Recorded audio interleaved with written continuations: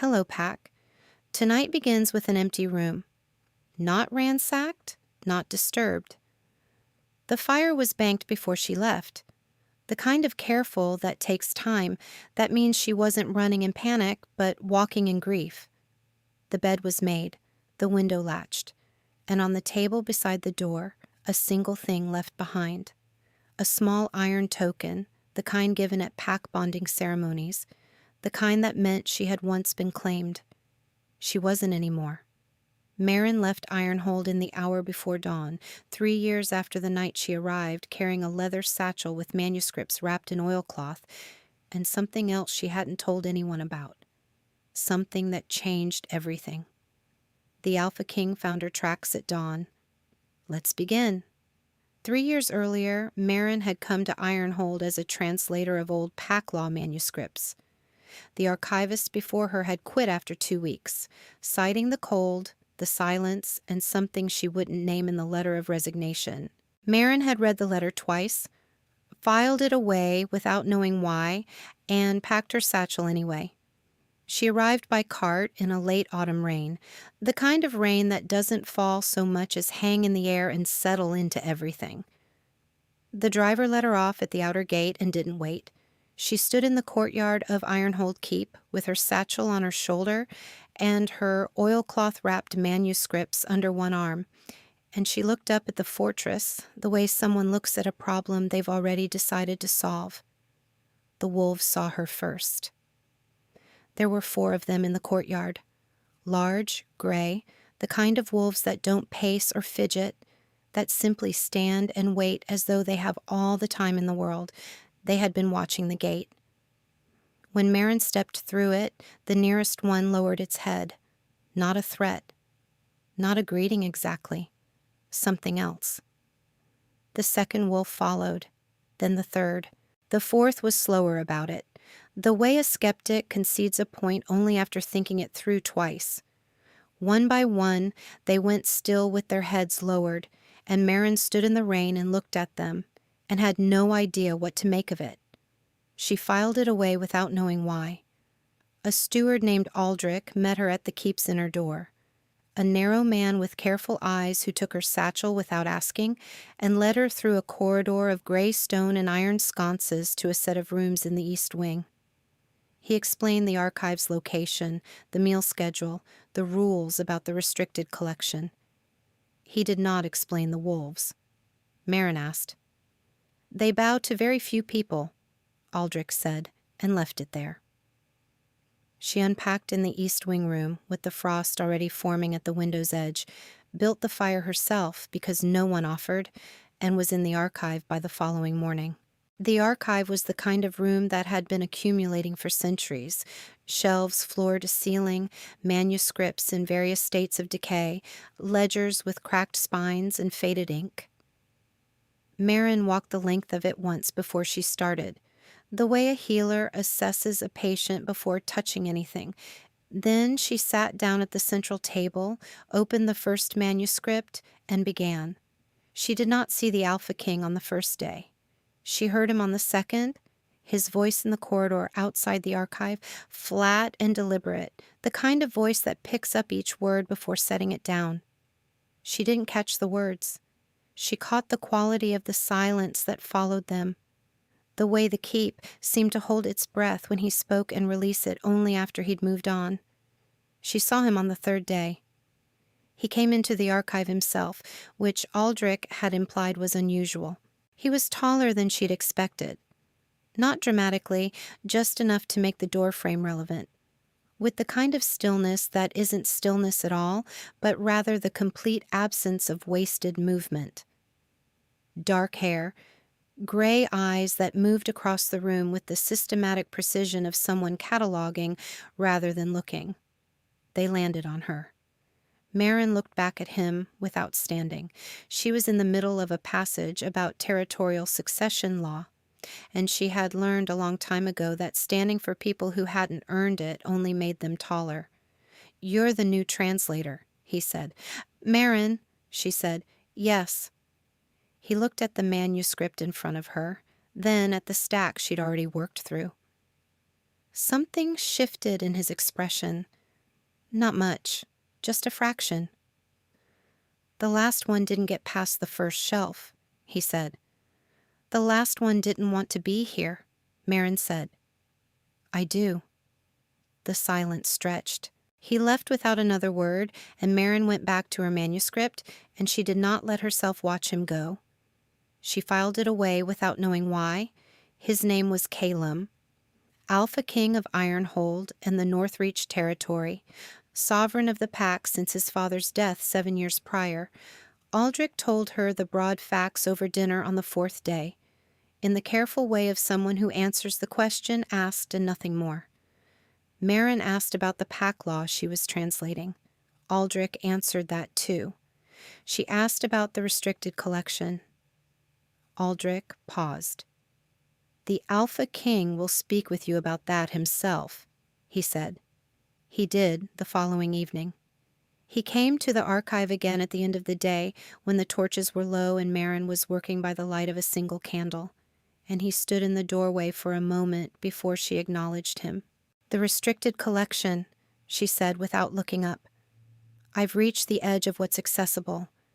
The succession treaties from the Third Era are in there, and I can't complete the translation without them." "I know," he said. She looked up then. He was leaning against the door frame with his arms crossed, not aggressively, just the posture of someone who has learned to hold their own weight. And he was watching her with that gray-eyed precision that she was beginning to recognize as his version of attention. "Then can I have access?" she said. "Tomorrow," he said. "I'll take you myself." She nodded and went back to her candle, and he stayed in the doorway for a moment longer than the conversation required before his footsteps retreated down the corridor. She did not count the seconds. She did, a little. The restricted collection was in the lower levels of the keep, behind a door that required his key and a second key held by the head archivist, who was apparently Marin now by default since the position had been vacant for 8 months. Caelum handed her the second key without ceremony. She took it the same way. The collection was extraordinary. Marin stood in the middle of it and turned slowly, and for a moment she forgot entirely about the man standing behind her and simply looked at 3 centuries of pack history arranged on stone shelves in the cold dark. "It's been kept well," she said. "My mother's doing," he said. She believed in records. It was the first thing he'd said about his family. Marin didn't turn around. "She was right, too," Marin said.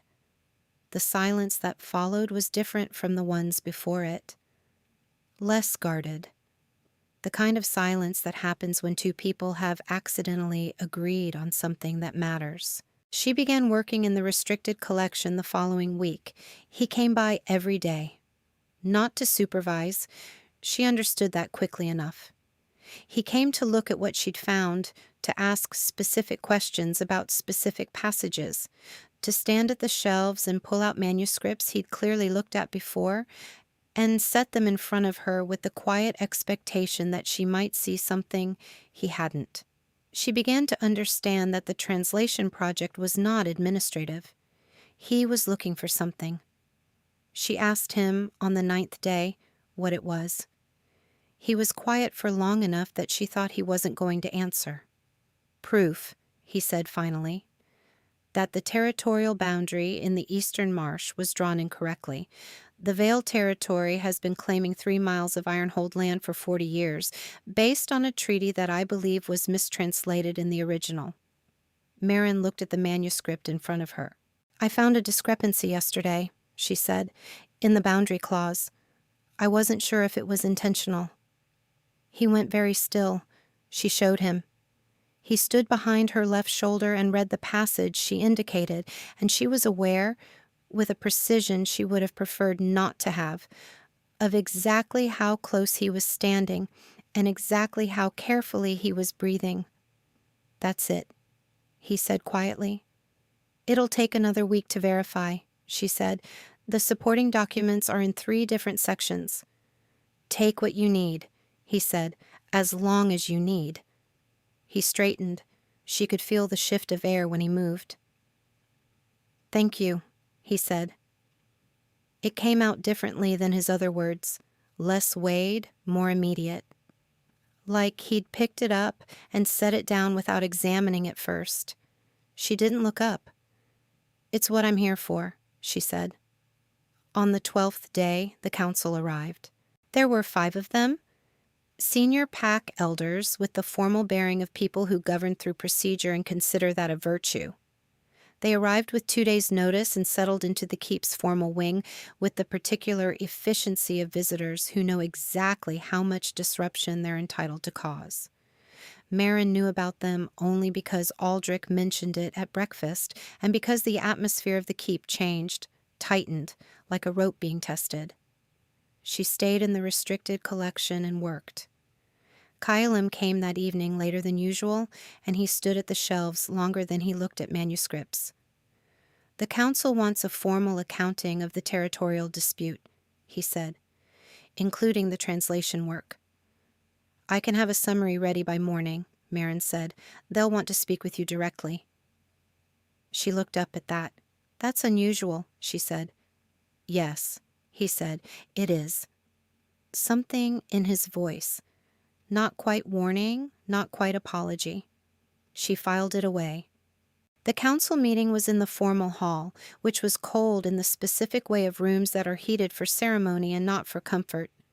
The 5 elders sat at the long table with Caelum at the head and Marin at a chair that had been placed slightly apart from the main table, which she noticed and chose not to comment on. The eldest elder, a woman named Counselor Veth, with the kind of voice that enunciated every syllable as if it might otherwise escape, asked Marin to summarize her findings. Marin summarized them, precisely, without excess, with the 3 supporting documents laid on the table in the order they'd be needed. Counselor Veth listened with her hands folded and her expression arranged into something that resembled attention. The translation work is valuable, Veth said when Marin finished. However, the council has a secondary concern, the translator's continued presence at Ironhold. Marin waited. The wolves, Veth said, have been responding to you since your arrival. I noticed, Marin said. You understand what that means. I have some idea, Marin said. I'd rather hear the council's interpretation. Veth's eyes moved to Caelum and back. A bond response of that magnitude, Veth said carefully, suggests a fated bond. Between you and the Alpha King, the Council's position is that if such a bond exists, it must be formally acknowledged or formally severed. An unnamed bond is a liability to the pack. The hall was very quiet. Marin looked at Caelum. He was looking at the table with the expression of a man who had known this was coming and had not found a way to prevent it. And if I choose neither, Marin said, the choice is not yours alone, Veth said. The Alpha King must also declare. Marin turned back to the council. Then I'd suggest, she said, that you ask him. Caelum looked up. The council looked at him. He said, she stays. Flat and final. No explanation offered, none needed. Veth's expression didn't change. That is not a declaration. It will be, he said, when I'm ready to make one. There was a long silence in which several members of the council appeared to be weighing the political cost of pushing further. They decided against it. The meeting concluded with the council requesting a formal declaration within 7 days, which Veth delivered with the smooth precision of someone announcing a deadline rather than issuing an ultimatum. Marin walked back to the restricted collection alone. He found her there an hour later. She was sitting at the central table with a manuscript open in front of her, but she wasn't reading it. She was looking at the far wall. I should have told you, he said from the doorway. You should have, she agreed. He came into the room and sat down across from her. Not the chair beside her, not standing over her, but across, where she could see his face. The wolves responded to you on the day you arrived. he said. "I was watching from the upper corridor." "And?" He was quiet for a moment. "And I felt it," he said, "before I saw it. Like something that had been very quiet for a very long time suddenly—" He stopped, picked up the next words more carefully. "It's difficult to describe." "Try," she said. He looked at her, gray eyes going quieter. "Like a door opening," he said, "in a room I'd stopped expecting to have a door." Marin looked at him for a long moment.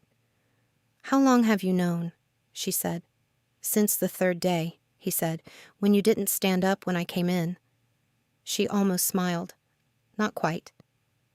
"That told you something?" "It told me you weren't afraid of me," he said, "and that you had no idea what you were walking into. Both of those things were—" Another pause. "Significant." "You could have said something," she said. "I know." "Instead, you came to the archive every day and asked me about boundary clauses." "Yes." "Why?" He was quiet for a longer moment this time, the kind of quiet that means the answer exists but is being examined before it's spoken. "My first mate," he said, "left Ironhold 3 years before you arrived. She didn't leave in the night. She left in front of the council, in formal session, with a written declaration of severance. She said—" He stopped again. "She said that being mated to the Alpha King of Ironhold was indistinguishable from being alone, and she preferred to be alone somewhere warmer." The silence in the room was the kind that settles rather than stretches. "She wasn't wrong," he said. "About the alone part." Marin looked at him, at the set of his jaw, at the way his hands were flat on the table, fingers spread, the posture of someone who has decided to stay open even though everything in them wants to close. "I'm not her," Marin said. "No," he said, "you're not." "And I'm not staying because of a bond," she said. "I'm staying because there are 3 centuries of pack history in this room that haven't been properly cataloged, and because the boundary clause is genuinely fascinating, and because—" She stopped. He waited. "Because the door opened for me too," she said, "on the 3rd day, when you didn't tell me to stand up." Something in his expression shifted. More than a fraction this time. Not quite a smile. Close enough. He said, "I need to make a declaration to the council in 7 days." "I know," she said. "I'd rather make it to you first," he said, "if that's acceptable."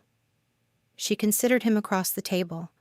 This careful, controlled, quietly devastating man who came to her archive every day and asked about boundary clauses because he didn't know how to ask about anything else. "It's acceptable," she said. He said, "Marin, I would like to name you, as my mate, as the mate of Ironhold, if you're willing." She said, "I'm willing." The fire burned low between them, and neither of them moved, and the silence was the stillness of something that had finally stopped bracing. The formal ceremony was held in the courtyard of Ironhold Keep on the 7th day, at the hour when the frost was still on the stone and the torches were lit against the gray morning. The council was present. The pack was present. The wolves were present, arranged in a loose circle at the courtyard's edge with their heads already lowered. Marin stood in the center of the courtyard in her traveling coat because she hadn't brought anything formal and hadn't seen the point of acquiring it. She had her manuscripts under one arm out of habit, and Aldrich had looked at them with an expression of profound resignation and said nothing. Caelum stood across from her. He looked at her the way he'd looked at the boundary clause the day she showed him the discrepancy, with the precise, focused attention of someone who has found the thing they were looking for and is making sure they understand it completely before they say so. Counselor Veth read the formal declaration language. It was long and specific in the way of pack law, full of territorial references and succession clauses that Marin had actually translated herself from the Third Era manuscripts, which she found privately satisfying. When it was time for Caelum to speak, he said her name first. Marin. The courtyard was very quiet. I name you, he said, made of Ironhold, made of this pack, mine if you'll have it, and I am yours, if you'll take that too. The wolves bowed, all of them at once, in a ripple that moved from the courtyard's center outward to the walls. Not the slow, uncertain bowing of her first day, but something immediate and complete, the kind of recognition that doesn't require instruction. Marin looked at him. I'll take it, she said. Both parts. There was a sound from the pack, not a cheer, not quite, but the particular collective exhale of a group of people who have been holding their breath and have finally been given permission to stop. Veth announced the bond named in binding. The council signed the record. Aldrich, Marin noticed, looked genuinely relieved, which was the most expressive she'd seen him. After, when the ceremony had concluded and the courtyard was emptying and the frost was beginning to melt at the edges where the morning sun reached the stone, Caelum came to stand beside her. You brought your manuscripts to your own bonding ceremony, he said. I was in the middle of something, she said. You're always in the middle of something. Yes, she said. Is that going to be a problem? He looked at her with the gray-eyed precision she had learned by now was his version of warmth. No, he said, it's going to be the thing I look forward to. She filed that away, deliberately this time, with full knowledge of why. They walked back into the keep together, through the corridor of gray stone and iron sconces, and Marin was already thinking about the eastern boundary documents and the 3 remaining shelves she hadn't catalogued, and Caelum was already thinking about the council's next session and the formal submission of the corrected treaty. And neither of them was thinking about the fact that they were walking side by side through the keep as if they'd been doing it for years. Which was perhaps the truest version of belonging, not the ceremony, not the declaration, not the wolves bowing in the courtyard, but the 2 of them walking down a corridor in comfortable silence, each in the middle of something, neither of them alone. Now, back to where we started. The empty room, the banked fire, the iron token on the table. Marin left Ironhold in the hour before dawn, 2.5 years after the bonding ceremony, and she left carefully, and she left with purpose, and she left carrying something she hadn't told Caelum about. She told herself it was because she needed to be sure first. She walked 3 miles into the northern pine country before she stopped and sat on a fallen log in the gray pre-dawn and looked at what she was carrying. Not the satchel, not the manuscripts, but the truth she'd been turning over in her hands for 6 weeks like a manuscript in an unfamiliar dialect, trying to be certain she was reading it correctly. She was certain. She sat in the pine country in the cold and thought about a man who came to an archive every day and asked about boundary clauses because he didn't know how to ask about anything else, and who had said, I am yours, if you'll take that too.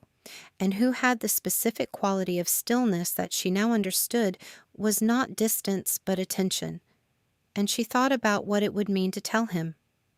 She had been afraid, she realized, not of him, of what it would change. She heard the wolves before she heard him. They came through the pines from the south, 3 of them, moving fast and quiet, spreading out in a loose arc around her position the way wolves do when they're tracking rather than hunting.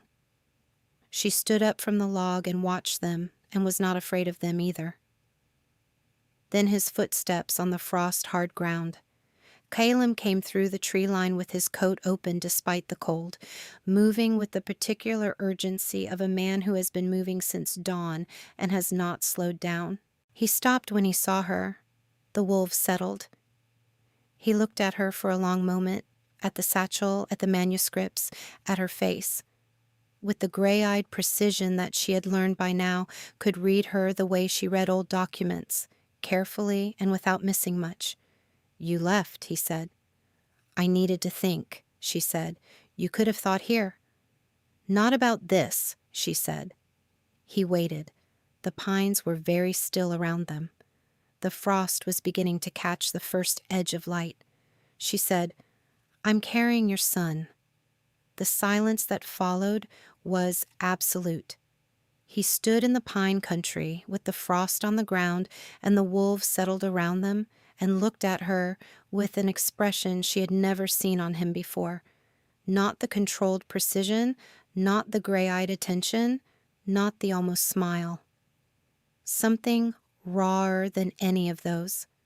Something that had been picked up and examined and put down very quickly because it was too large to hold all at once. "How long have you known?" he said. His voice was quiet, quieter than usual. 6 weeks, she said. "I wanted to be certain." 6 weeks, he said. "I know," she said. "I should have told you sooner." "Yes," he said. "You should have." "I was afraid," she said. It came out more simply than she'd intended. "Not of you. Of what it would mean. Of whether—" She stopped, started again. "You had a mate before me who said being with you was indistinguishable from being alone. I didn't want to tell you something this large and find out that was still true." He crossed the distance between them in 4 steps and stopped close enough that she had to look up at him, and he looked down at her with that raw, unguarded expression and said, "It is not still true." "I know," she said. "I know that now." "Then why—" "Because knowing something and trusting it are different," she said. "And I was working on the second part." He was quiet for a moment. "Are you there yet?" he said. "The second part." She looked at him, at this careful, controlled, quietly devastating man who had tracked her 3 miles into the pine country at dawn because she had left a banked fire and an iron token on a table, and he had not waited to find out why. "Yes," she said, "I think the tracking me down helped." Something in his expression shifted, more than a fraction. "Good," he said, "because I wasn't going back without you." "That was never in question," she said. "I wasn't running. I was thinking." "In the pine country, before dawn, with your manuscripts." "I was in the middle of something," she said. He looked at her for a long moment, and then he did something she had not seen him do before, not in the archive, not in the council hall, not in the courtyard, at their bonding ceremony. He laughed, not loudly, just a breath of it, quiet and unguarded, the kind of laugh that escapes before the controlled man can catch it. She filed it away, deliberately, with full knowledge of why. He reached out and took the satchel from her shoulder without asking, the way Aldrich had on her first day, but differently. Not efficient, just careful. Like he was taking the weight of it because he could.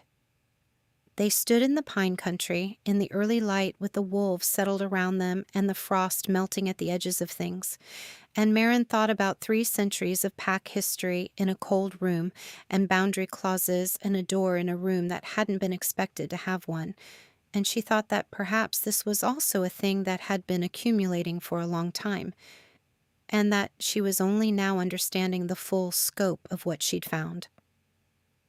"We should go back," she said. "Yes," he said. "The eastern boundary documents won't translate themselves." "No," he said, "they won't.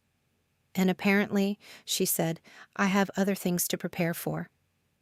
He looked at her with the gray-eyed warmth she had learned to read. "We," he said, "we have other things." She considered him. "We," she agreed. They walked back through the pine country together, through the frost and the early light, with the wolves moving quietly around them, and the keep visible in the distance, its stone dark against the pale morning sky.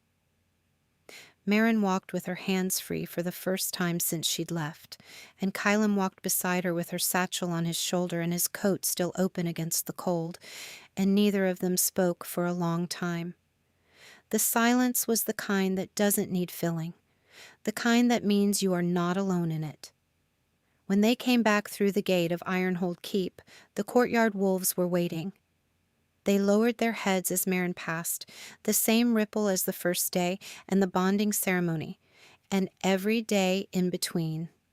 She had stopped finding it strange. She had started finding it quietly, like home. Aldrich met them at the inner door. He looked at Caelum carrying Marin's satchel. He looked at Marin. He looked at the wolves. "Breakfast," he said, with the particular resignation of a man who has stopped being surprised by anything, "is ready." "Good," Marin said. "I'm hungry." She walked inside, and Caelum followed, and the door closed behind them on the frost, and the morning and the wolves still bowing in the courtyard. And somewhere in the lower levels of the keep, 3 centuries of pack history sat waiting on stone shelves to be read by someone who knew how to look for what mattered. She would get to it. She always did. Pack, that's where we leave them. In a warm kitchen with cold manuscripts and a future neither of them had planned for, and both of them had chosen anyway. Here's what I want to know. When Marin sat on that log in the pine country before dawn, she wasn't running. She was thinking. But she left the iron token on the table. Was that a test? Or was it an accident? Tell me what you think in the comments. I genuinely want to know where you land on that. If you have someone in your life who would stay up too late watching exactly this kind of story, share it with them.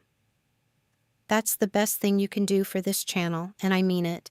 Until the next story, Pack.